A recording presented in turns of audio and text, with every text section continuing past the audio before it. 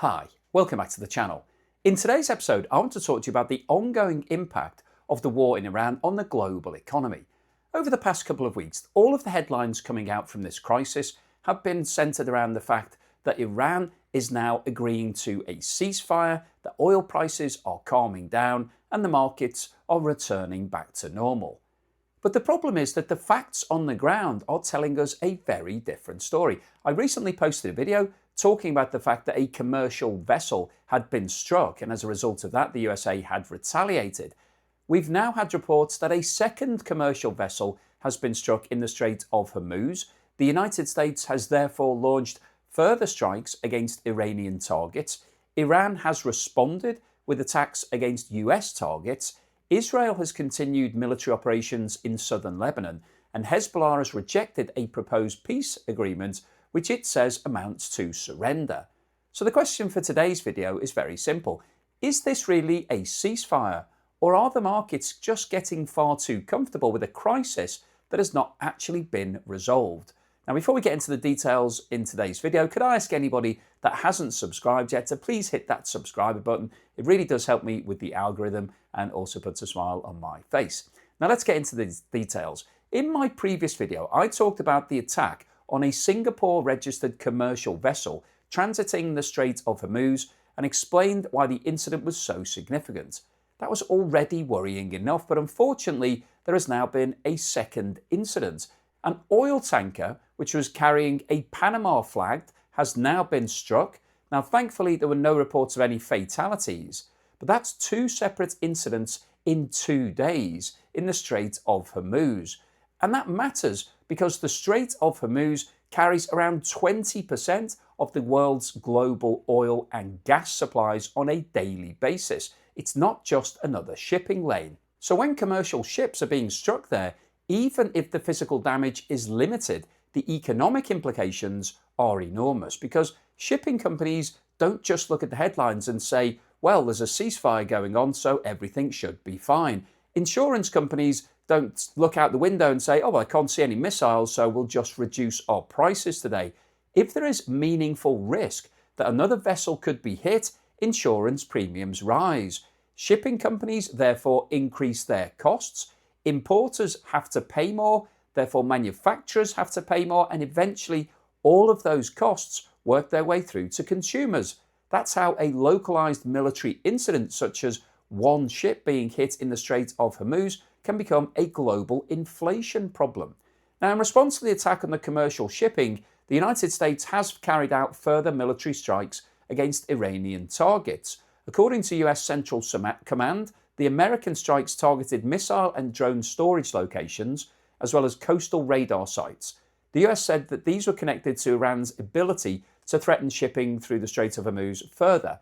So this was not just simply a symbolic strike designed to send a message. The stated objective was to degrade Iran's ability to monitor, target, and potentially attack vessels moving through the strait. Iran then accused the United States of violating the ceasefire and said it had struck targets linked to US forces in response to American airstrikes.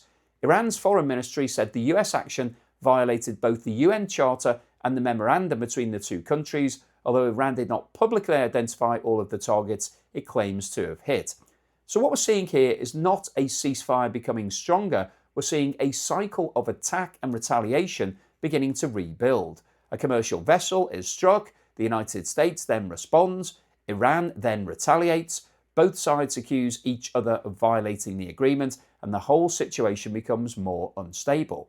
That's exactly why I think the financial markets may be getting ahead of themselves in terms of their response to this ceasefire, because markets are often very quick to price in peace and stability, but they're not always very good at pricing in fragility, and this ceasefire looks extremely fragile.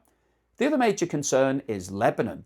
Israel and Lebanon recently signed a US brokered security arrangement aimed at reducing tensions along the border following months of conflict involving Hezbollah.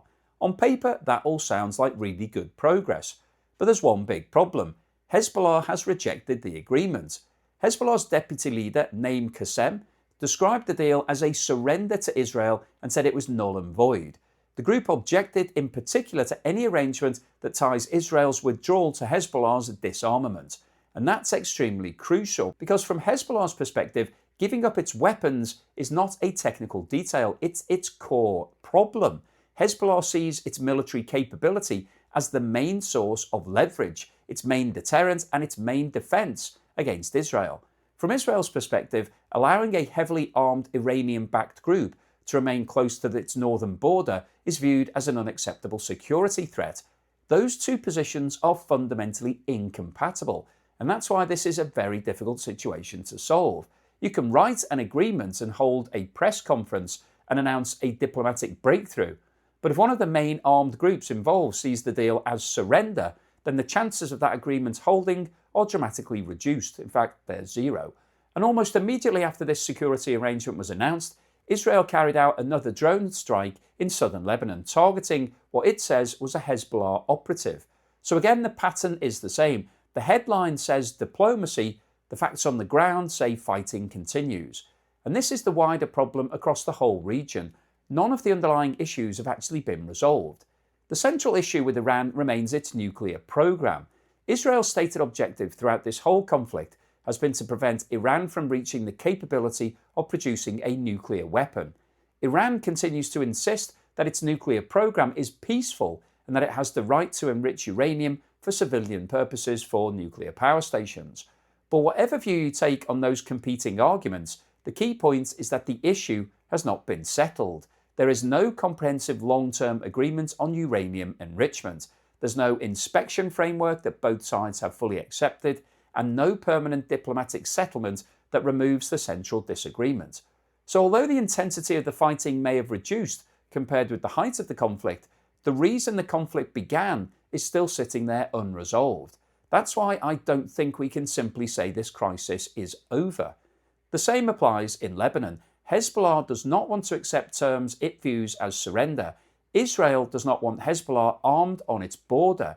Iran doesn't want to give up the leverage it has built across the region.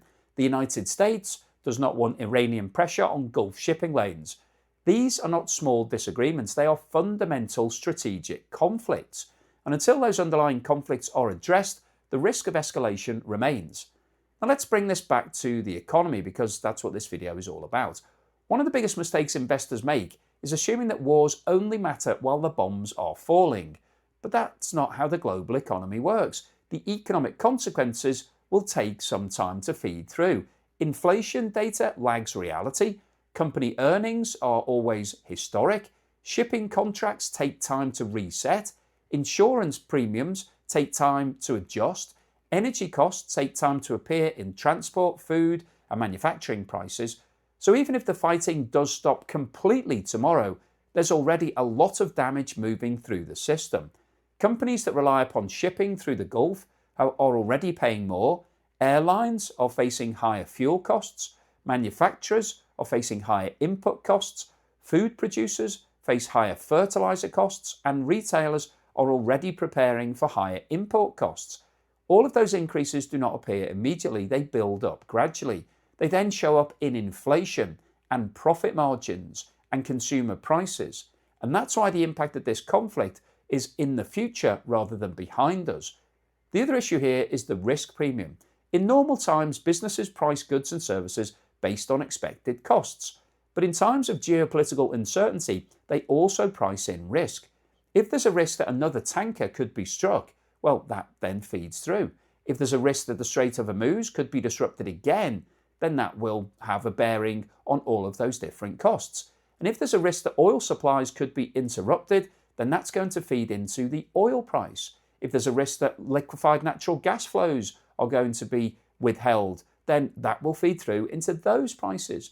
All of it gets priced in. Insurance companies increase their charges, shipping companies increase their costs, energy traders demand a higher premium, businesses start holding more stock because they're worried about the next delivery, supply chains become less efficient if they can't move through the Strait of Hormuz, and the global economy becomes more expensive to run.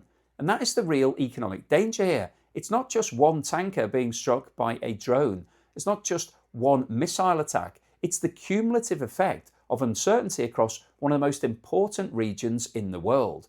And the worrying thing is that markets may be treating this as though the crisis has already passed and has gone.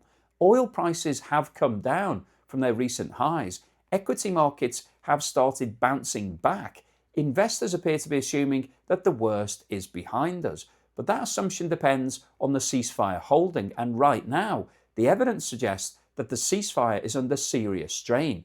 We've had 2 commercial vessels struck in the Strait over the past couple of days. We've had US strikes against Iranian targets. We've had Iranian retaliation against US bases. We've had Israel continuing military operations in southern Lebanon and Hezbollah rejecting a security deal as surrender. And we still don't have any resolution in terms of Iran's nuclear program. So the headlines may suggest that peace has arrived, but the fundamentals have not changed. The Strait of Hormuz remains very vulnerable. The nuclear dispute remains unresolved. Lebanon remains unstable. Hezbollah remains armed. Iran remains under pressure, and the global economy remains exposed to higher energy prices, higher shipping costs, higher insurance premiums, and renewed inflationary pressure. That does not mean a full-scale escalation is inevitable, but it does mean that the global economy is going to feel the pain. And if markets have priced in peace too quickly, then there could be a nasty shock if the fighting does resume. So the key thing to watch now is not simply what politicians say, it's what happens to ships moving through the Strait, what happens between the US and Iran in terms of military activity, what happens on the Israel-Lebanon border, what happens with Hezbollah, and whether there is any real progress on the nuclear issue. Because until all of those things start moving in the right direction, I don't think we can honestly say that this crisis is over. So hopefully you've enjoyed today's video, you found it useful, informative, and most importantly, thought-provoking. If you've liked what I've said, then please give me a thumbs up. Please subscribe to the channel if you haven't done so already. Thank you so much to everyone that's supporting me. If you've bought me a coffee or sent me YouTube super thanks or signed up as a patron or a member, thank you so much for that support. Really does help to keep me focused.